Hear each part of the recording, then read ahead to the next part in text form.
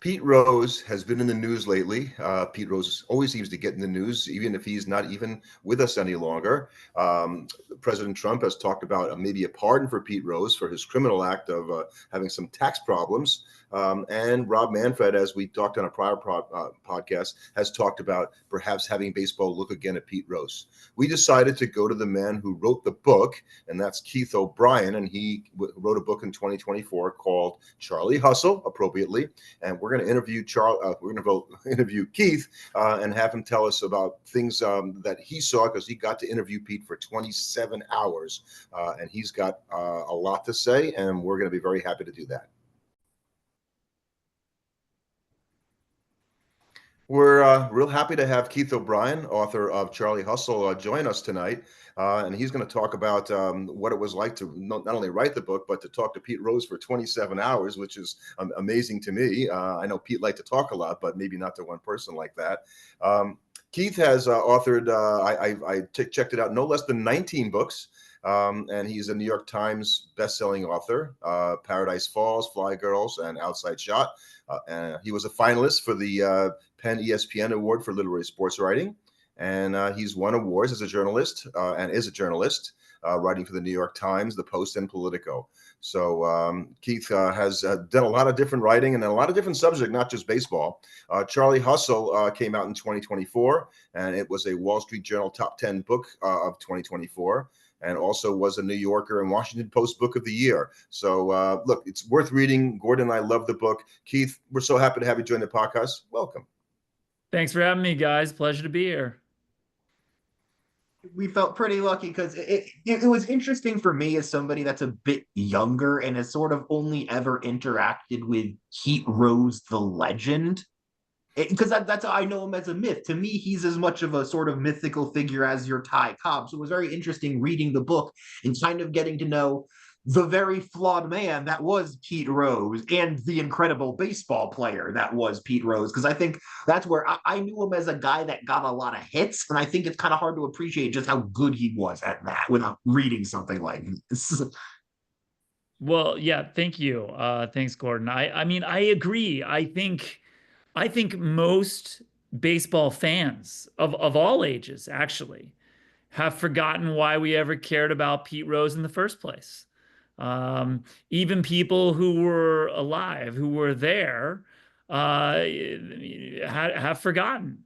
In part because it was so long ago, and in part because in the last 35 years of his life, while Pete Rose was banned from baseball, he was making headlines for different reasons, not always the best reasons. And I think we forgot why we ever cared. And so the first thing I really wanted to do, uh, from a reporting standpoint or a narrative standpoint, was to go back and to tell that story, to tell the story of that rise, because it is really a miraculous rise. I do believe, after having lived inside this story, that it's a miracle that we ever knew the name Pete Rose. And so I wanted to go back, tell that whole story, bring him to that mountaintop, the mountaintop of baseball, the mountaintop of American life, frankly.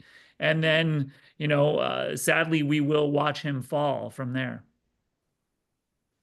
His Pete's Cincinnati-ness, was something that I don't think I figured or I knew about. I mean, I knew he played for the Reds, and I kind of had some inkling that he was from Ohio, but that's about as far as it went. And so much of the early part of the book, and so interestingly, it talks about his dad as well, but just the life in Cincinnati. And you really did a good job of capturing, and I know Cincinnati a little bit, what it was like. But maybe you can just tell us, what he meant to the city of Cincinnati.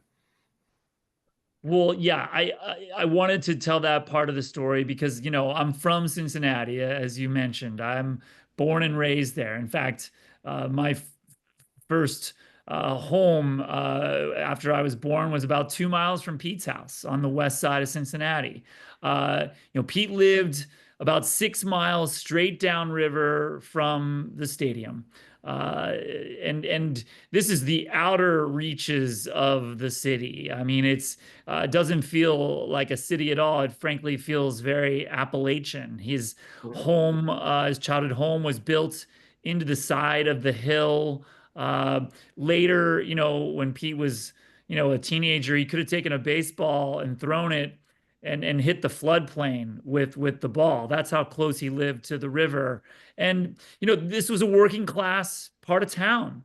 Machinists, railroad workers, men who worked on the river. And it's white working class, and that's who Pete was too. And I do think that childhood, really framed him. Framed the man he would become later. And you mentioned his father, Mark. I mean, his father was the original athlete in this family. He was a star semi-pro football player in Cincinnati at a time when there was no professional football team there. The Bengals wouldn't exist for a couple more decades. This was as far as Pete's father could go. And, I do think it's notable that his father was fixated on his son's future success as an athlete, and that he would bring him to these football games. And these were, games between workaday men, and they would bet on their own team to win and exchange money in the parking lot afterwards based on the outcome of that game. So Pete learns to hustle on the West Side. He learns to play on the West Side, and he learns to gamble on the West Side. I guess that's, and the way you broke the book down, right? And we're talking about the rise, and then you had a section. It's in 5 sections: shine, fame, fall, and wreckage. So the gambling aspect that happened pretty early in his life. He was gambling, before he was 20 years old, and it was just a regular part of his life, as natural as walking and talking. It was part of the culture on the West Side.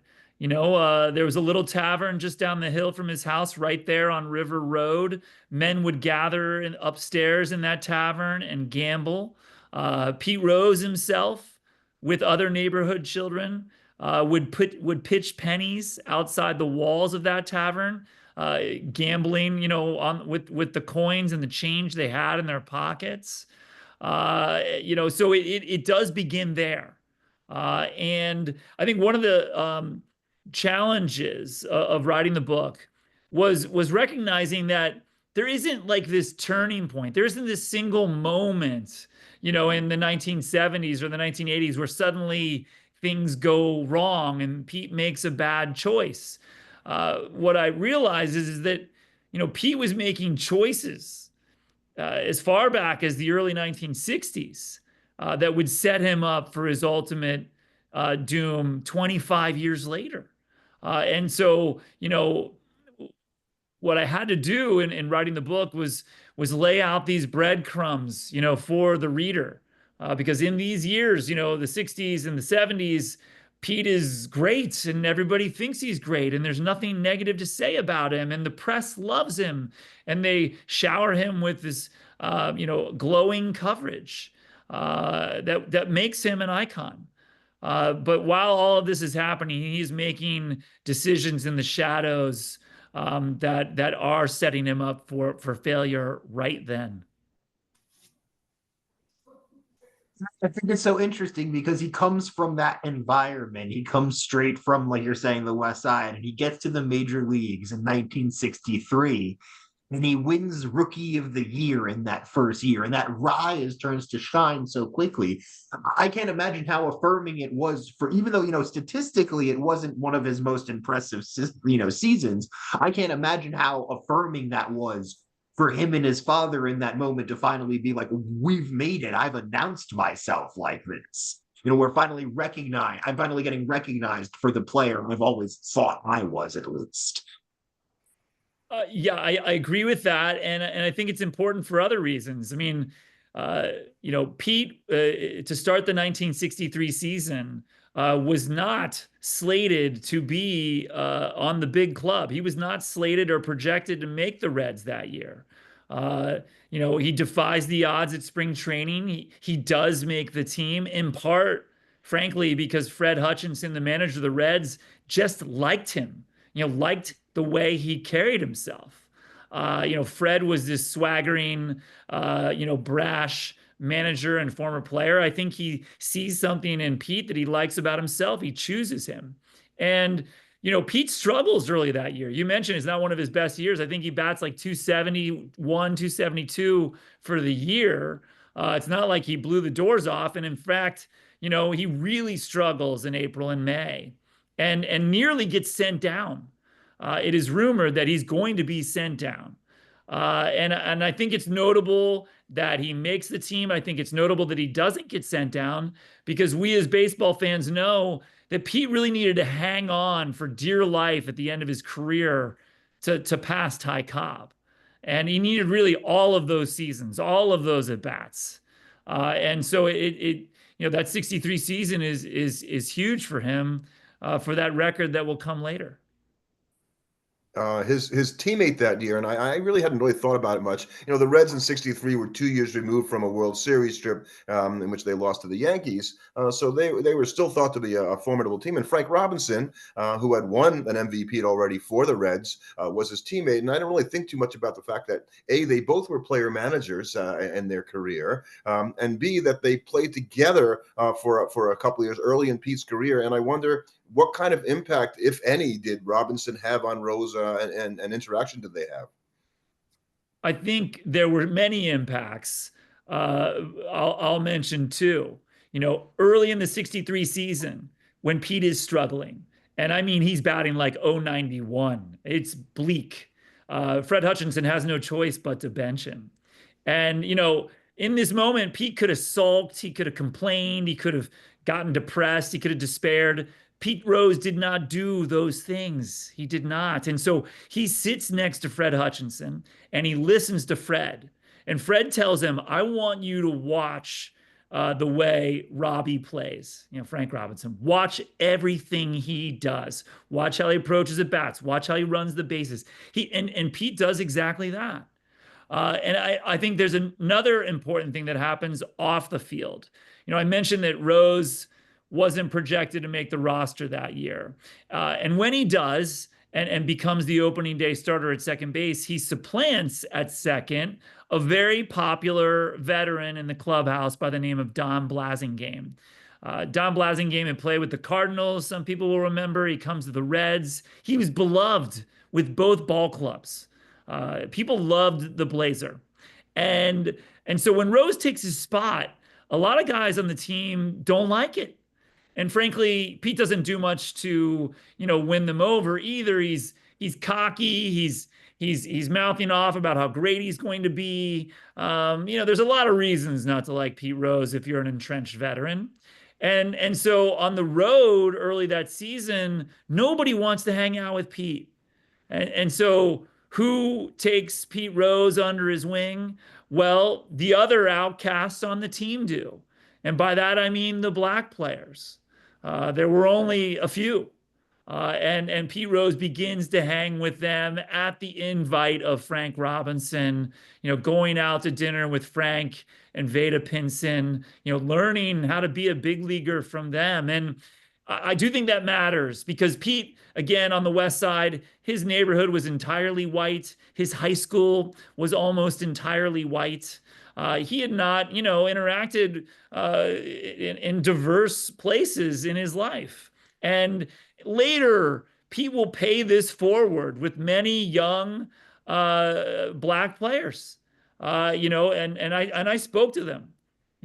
George Foster, speaks glowingly of Pete Rose because of how Pete helped George when George comes up in the mid 1970s. And George told me something I'll never forget. He specifically mentioned this one thing Pete had done for him, this favor going over and above for George. And Foster said, no white player had ever treated me with that kind of respect, much less a white superstar like Pete Rose.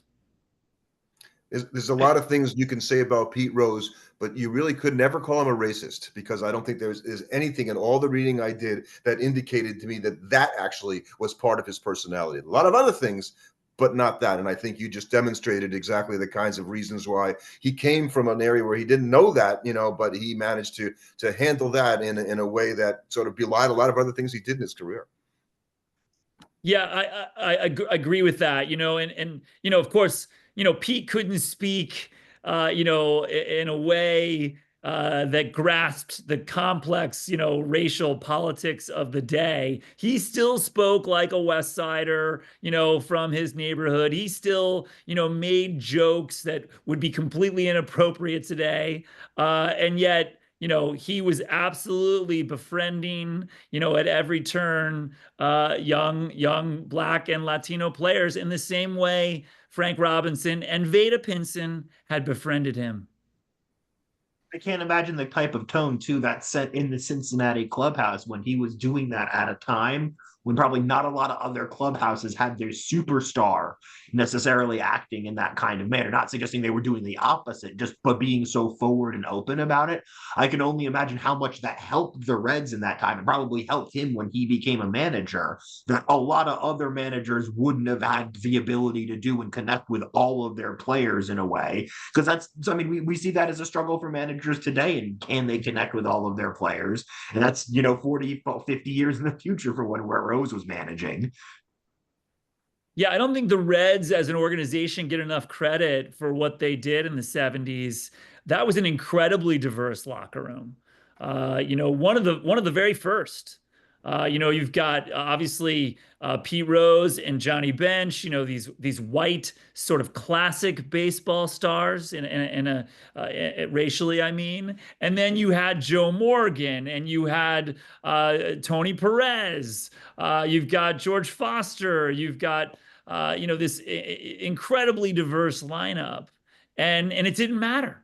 It didn't matter. They hung out together. They certainly gelled together as a team. But one of Pete's closest friends on the team was Joe Morgan, and I think that speaks to just what that clubhouse was like in the mid 1970s.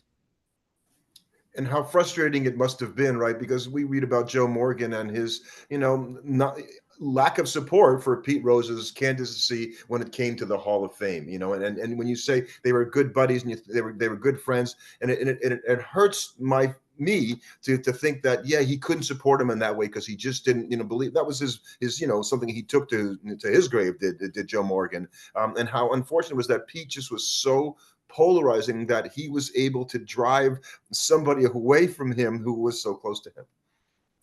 Well, I think I can understand that, and I would explain it this way. Pete Rose was an addict. He did not admit to that. Only on a couple of occasions in his life did he say such a thing, and in both cases, he said it in a self-serving way because he was trying to save himself. He said he was an addict in 1990 when he was facing federal charges for tax evasion. He said it in court as a try to get a lighter sentence. And he said it in a sort of mealy-mouthed way, less direct, in his 2004 very self-serving memoir that he wrote when he finally reversed 15 years of lies and said, yes, he had bet on baseball. Other than that, he would never admit that he was an addict, but he absolutely was. I interviewed everyone who was in Pete Rose's inner circle in the 1970s and 80s, including 3 different men who placed Pete's bets on baseball. Every single person I spoke to had a front row seat to his life in this time. Said absolutely fundamentally he was addicted to gambling. He could not stop. And what happens with addicts in the lives of loved ones? We all might not know someone who is a gambling addict, but I bet most of us do know someone who is addicted to something else, addicted to alcohol, addicted to drugs. And unfortunately, addicts have a way of hurting the people closest to them.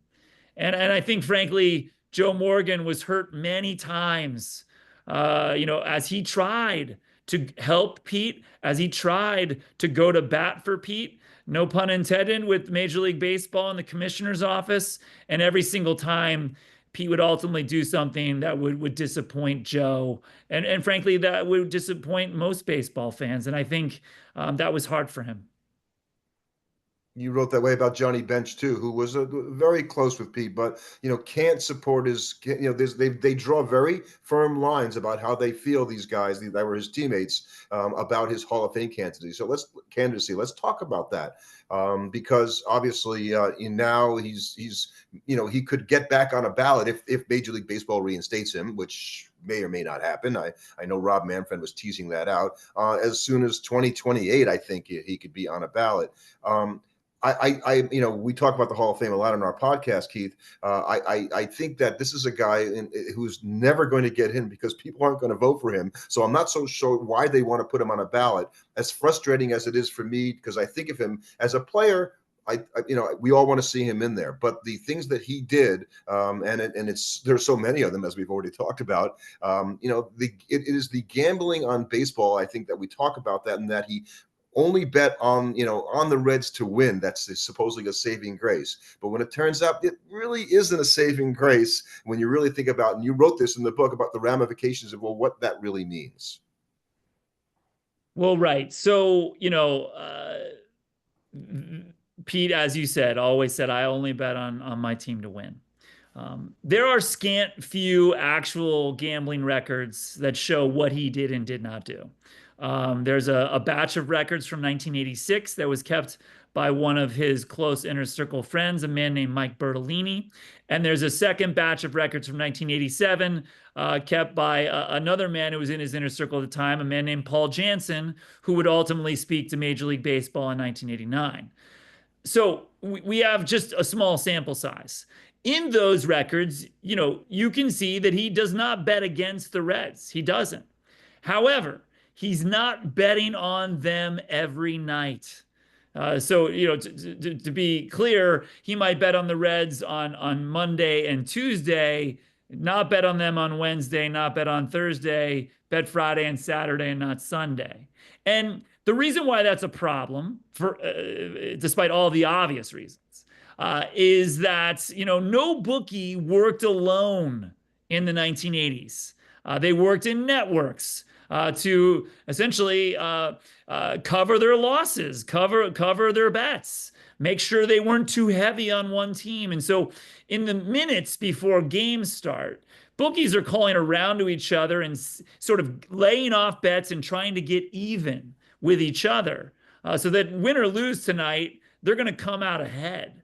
And you can be sure that in that moment, bookies might be talking about what Pete Rose is or is not betting on in that night.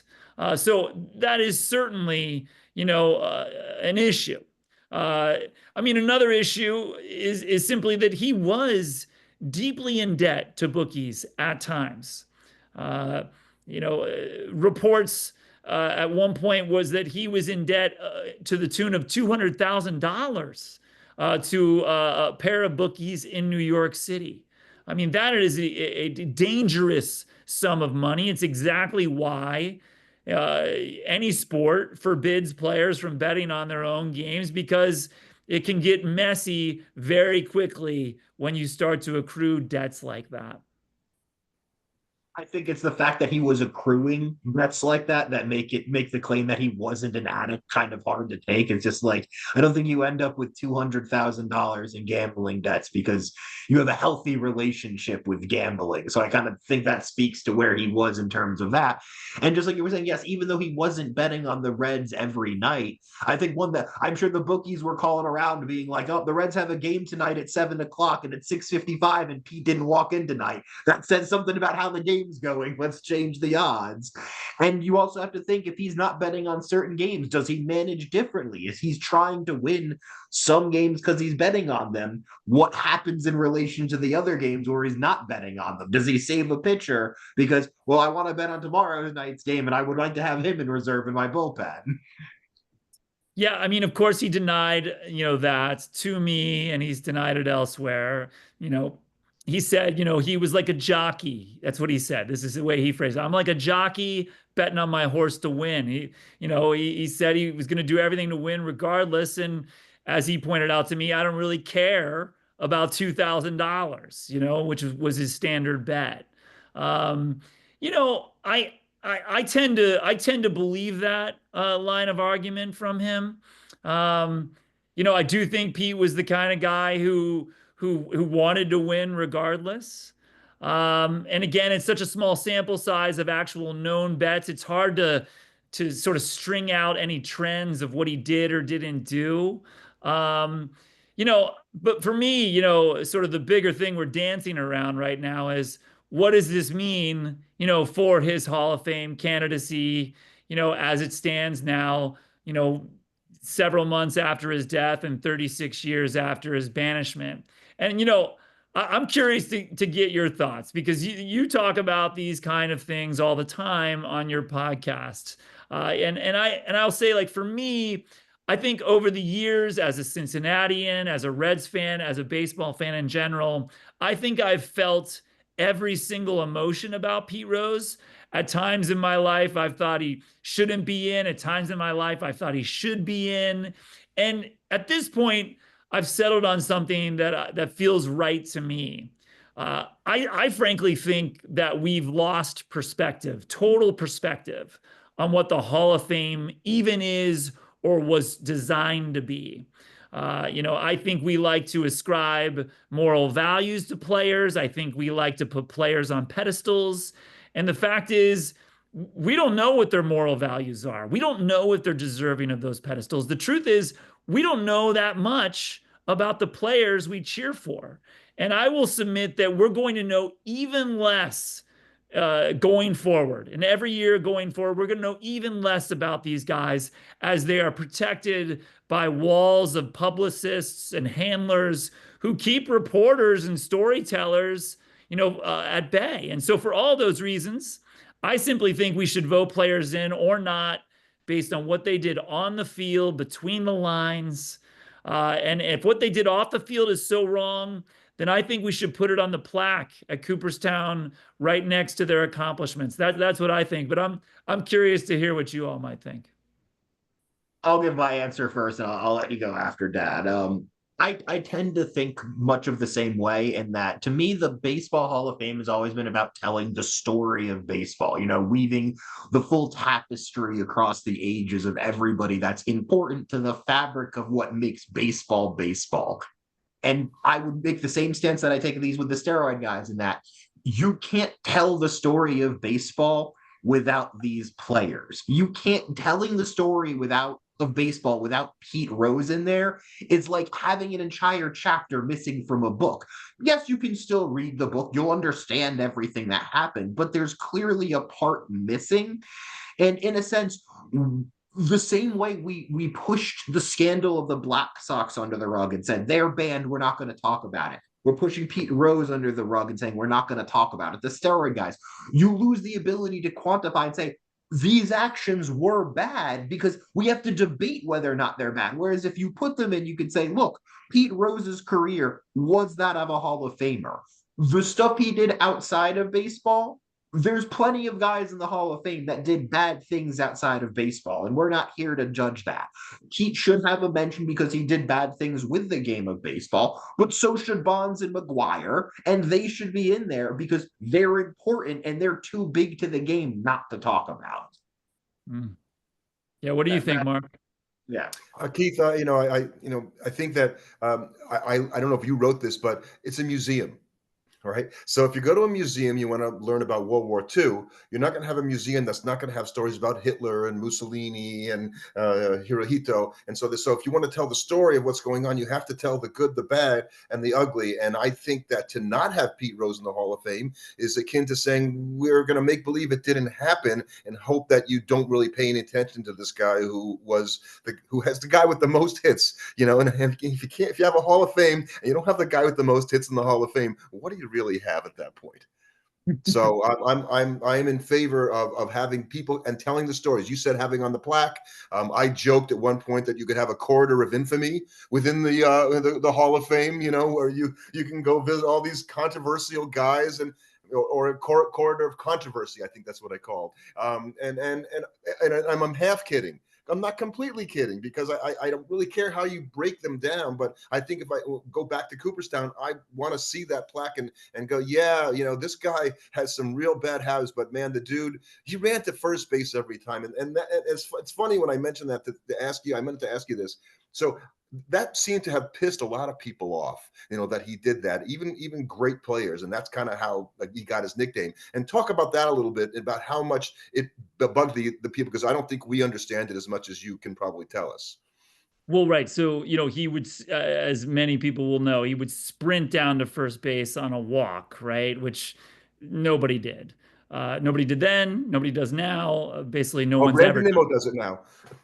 Right. Okay. So at the time, when he's doing this in the minors, especially as he's trying to make the big club, uh, players thought he was showing them up. He thought he was showboating. They thought it was ridiculous. And again, Pete didn't do much to win them over with his attitude about it either. I mean, he was cocky. He was arrogant. He did think he was deserving of fame and praise. So they thought he was a showboat for doing it, and it didn't win him friends in the clubhouse. And this whole story of his nickname is a perfect example of that. It happens in March 1963. I really wanted to identify, if I could, the exact moment when this happened, because I do think his nickname is one reason why we as fans will gravitate to him. It's a Sunday game, mid-March 1963. The Reds are playing the Yankees. Rose starts at second base that day. The game is televised live back in Ohio, which never happened in a practice game in those days. And Pete plays that day with his normal fury. He does sprint down to first base on a walk. He does scamper all the way around. He sleds headfirst into home, scoring the first run. Later in that game, he breaks up a double play, sliding hard into second base in a practice game. And then to lead off the fifth, Rose drops down a bunt for a hit, again, and effectively a scrimmage. And he's trying to make the big club. He's trying to do anything he can to do that. And if he's going to bunt for a hit, that's what he's going to do. But Mickey Mantle and Whitey Ford, two future Hall of Famers, are standing there on the lip of the visitors' dugout, and they're watching it, and they're having a conversation about it. And it's really interesting. In the days ahead, the newspaper accounts of what they say to him aren't consistent. Some newspaper accounts say that they called him Henry Hustle. Some newspaper accounts said that they called him the Charlie Hustler. And it's only in the days after that that the press settles on a story that the press likes. And they say Mantle called him Charlie Hustle. And the only thing we know for sure, frankly, is that they didn't intend for it to be a compliment. They were effectively laughing at Pete Rose, this kid rookie nobody, because he was playing too hard. Pete does something with this nickname that he will do his entire life, all the way to the end. He rebrands it. He basically spins it the other way, and is more than happy for the rest of that season to tell people, beat writers, reporters he meets on the road, about the time that Mickey Mantle called him Charlie Hustle because he liked the way that I played. I mean, that is a classic Pete Rose, turn of events. I think it's interesting that they looked him into showboating back then, because nowadays I don't think he would be looked at as showboating. He'd be looked at more of like a try hard, like, oh, you're gonna go out there and, like, it's a spring training game. Why are you sprinting to first base? Like, come on, you don't need to do this. But I think what's most impressive about being Charlie Hustle, and probably why Pete took so much, it was able to turn it into a point of pride, and why fans latched onto it so much, is that, well, you could only have one Walter Johnson. Only one person could be born to be the big train and be this big giant guy that throws like that. A lot of the best players were born with these sort of unique talents that only they could ever possess. He possessed the unique talent of being willing to work harder than everybody else. And in choosing to do that, that's something anybody could do, but only he was willing to go that far and leverage that. And I think that's what made him so endearing to the fans because, you know, I'm never gonna be as smooth as Joe Morgan. I'm never gonna be able to throw the ball like Bob Gibson. But could work as hard as Pete Rose. There was something you could aspire to in his game as a fan that put you closer to him than any other player. Yeah, well, and I think that's why people gravitated to him. I think even if he didn't have the batting titles, even if he didn't have the World Series moments, the MVP, the 44 game hit streak, the hit record, even if he didn't have those things, we still would have loved him because of that name, because of that persona. I think that story is frankly the American story, the one we tell our children and our grandchildren. If you work hard, if you try hard, if you hustle, you can do anything. That is the bedtime story we tell ourselves. And that's the Pete Rose story. And I think that's why he connected in such a significant way with America and with fans. I think that people knew he wasn't the most talented player. You could see that clearly when you watched him play. In fact, watching him hit, it seemed like he just it was able to just place the ball with enough, lift to get it over the shortstop into left field as he ended up on his, record-breaking hit, doing exactly that. And I think we underappreciate, that the hard work aspect that made him into the player that he was, and that got him those opportunities to do things like the 44 game hitting streak is an amazing story in the book, by the way. And I remember watching it happen at the time. And DiMaggio's 56 game gets all the accolades, rightly so, for being what it is. But that chase when Rose did that was a very exciting thing for baseball. And it was like, man, this guy just works his ass off, and he's gonna break an all-time National League record. That's really cool, and it embodied American spirit, if I'm overstating, but that came out of the 50s into the 60s and the 70s. This, as you said, can do, work hard, and you can do anything. Well, and I think, two things about the hit streak, the 44 game hit streak in 1978. One, Pete is doing this in a television age, something that DiMaggio didn't. And so, he's exploding across the landscape, on nascent television networks, cable networks, and certainly on network TV, games being carried live, at bats being carried live. It's a television event. The other thing is Rose fully believed, that he was going to blow right past DiMaggio. I mean, again, back to the sort of the core of this man, he believed fundamentally in himself at every moment.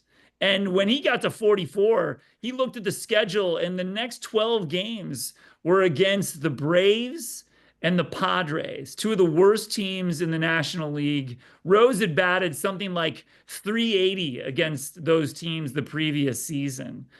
He fully believed he was blowing right past DiMaggio. He was devastated, of course, when the streak ended. But we've talked a lot about his grit and his tenacity and his toughness, and certainly that was all part of that hit streak and all part of his persona. But one of the stories I loved the most was like a story that just never appears anywhere, and it's one that Tom Seaver told during the 1973 playoffs. He said that Rose was different than other hitters, even great hitters. Seaver said Rose is different, he said, because Rose remembered. He would remember what you had done to him the last time.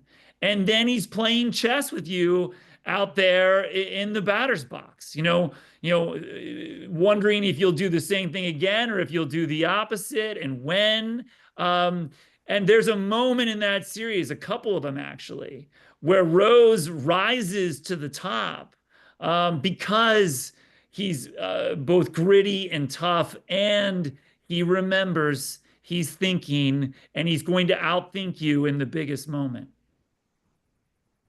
That leads me to ask you, we don't want to spend too much more of your time here.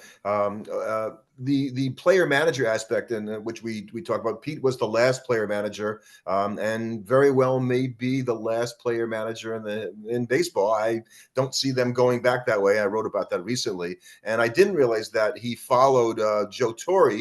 Also in the Hall of Fame, and Frank Robinson as the other two last player managers. And so you would think that Pete's ability to understand the game and remember and all that would have made him maybe a better manager. But really, in terms of being a player manager, he wasn't terribly effective because of probably what was going on in his personal life more than anything else. But talk about, did Pete take any special pride in being a player manager, and was that important to him? Or was it just a way for him to come back to Cincinnati because they wanted to sort of turn the page? Well, I think it was important to him. I don't want to diminish that. I mean, he had talked about being a manager someday. He talked about that, as far back as the late 1970s. So, he had his eye on that as a career path for sure. There's a moment in Philadelphia where they're in the midst of a managerial shakeup or due for one. And in the Philadelphia Enquirer, they held a poll to see who should be the next manager. Pete Rose is the top choice. This is late 1970s, early 1980. So it was important to him. But, the Reds, were very wary about that. They did not actually want Rose back, as a player manager. They were, in 1984, interested in hiring him as strictly a manager. But by that point, Rose is sitting on about 4,080 hits.